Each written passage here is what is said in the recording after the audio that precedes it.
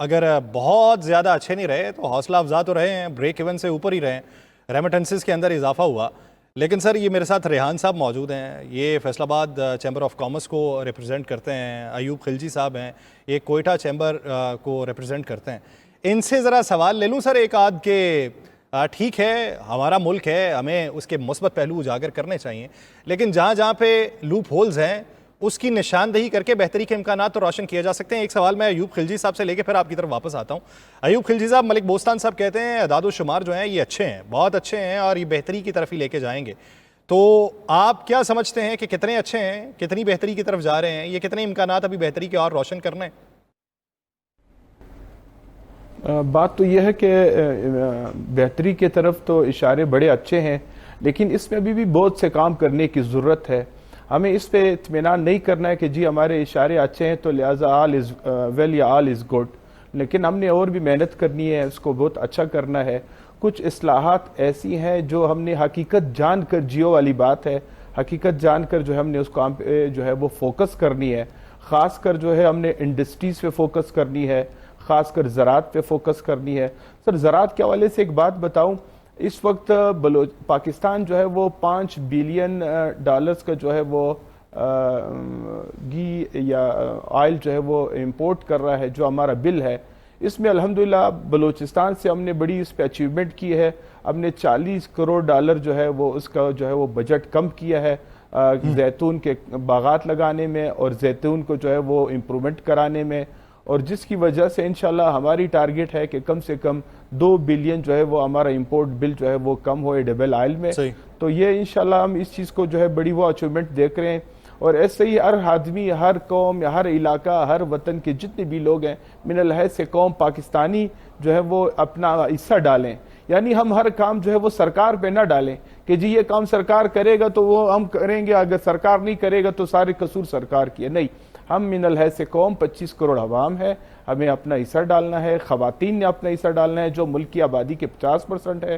تو اگر ہم اپنی حیثیت کے مطابق اور اپنی ذمہ داری بن کے کام کریں گے تو میرے خیال میں ہم بہت جلد ترقی کریں گے.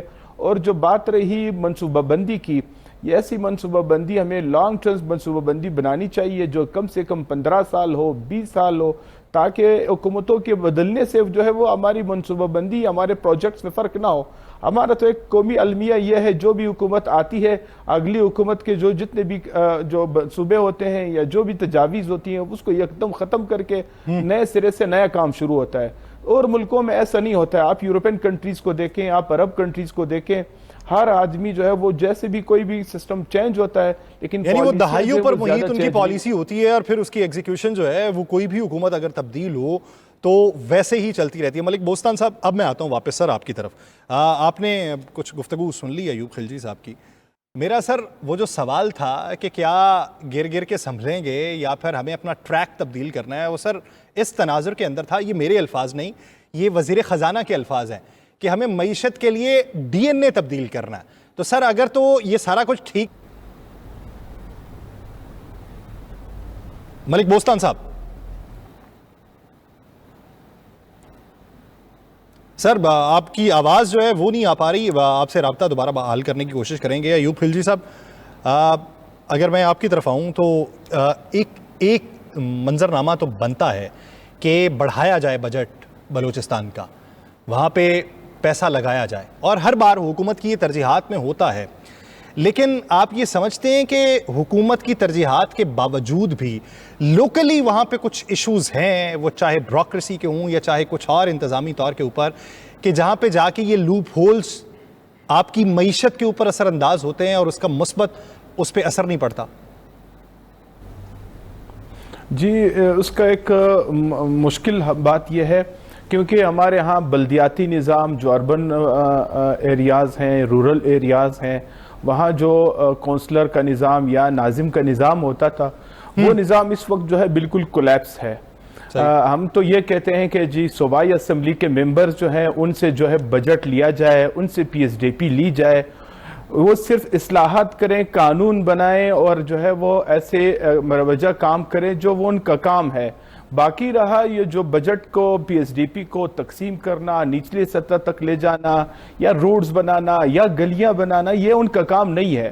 ان کا کام بڑا کام ہونا چاہیے، کیونکہ اگر یہ کام اس میں نہیں ہوگا تو اس سے جو ہے کرپشن بھی زیادہ بڑھتی ہے، ٹھیکیدار کا نظام بھی جو ہے وہ مضبوط سے مضبوط ہوتا ہو رہا ہے۔ آپ ہمیں جتنے بھی پیسے دیں، اگر وہ پیسے صحیح معنوں میں خرچ نہ ہو، نچلے سے طبقے تک نہ جائیں، تو پھر کیسے علاقہ ترقی کرے گا، کیسے ملک ترقی کرے گا، کیسے یوٹیلائزیشن ہوگی۔ اب صرف ایڈاکازم پہ بات کرتے ہیں تو افسوس صرف یہ کہنا پڑتا ہے کہ ہر سال ہم 100 ارب 80 ارب 150 ارب روپے جو ہے وہ وفاقی لیپس کر لیتے ہیں۔ کیوں لیپس ہوتا ہے؟ کیونکہ سسٹم ہمارا نہیں ہے، ہمارا میکینزم جو ہے وہ ایک اچھے طریقے سے نہیں بنا ہے۔ ہماری بلوچستان میں اصلاحات کی ضرورت ہے، اور اس کے اصلاحات کے ساتھ ساتھ اس پہ چیک اینڈ بیلنس کی بھی ضرورت ہے۔ ہمارا چیک اینڈ بیلنس کا نظام بہت کمزور ہے، جس کی وجہ سے جتنے بھی پیسے وفاق سے ملتے ہیں وہ صحیح جگہ تک یوٹیلائز نہیں ہوتے ہیں، جس سے علاقے کے لوگ ترقی نہیں کرتے ہیں۔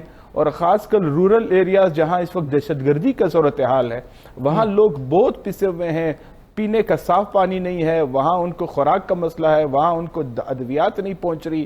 تو اگر یہ چیزیں آپ بیسک مسائل میں گرے ہوں گے تو انڈسٹریز کیا ترقی کرے گا، علاقہ کیا ترقی کرے گا؟ اور اگر ایک بچہ جو ہے وہ اس کو غیر قانونی سرگرمی میں اس کو 50,000 یا لاکھ روپے تنخواہ ملتی ہو تو وہ پھر کہاں پہ اس ایک چھوٹے سے معاملات پہ جو ہے وہ کمپرومائز کرے گا؟ تو ان چیزوں کے لیے ایک اور سیکٹر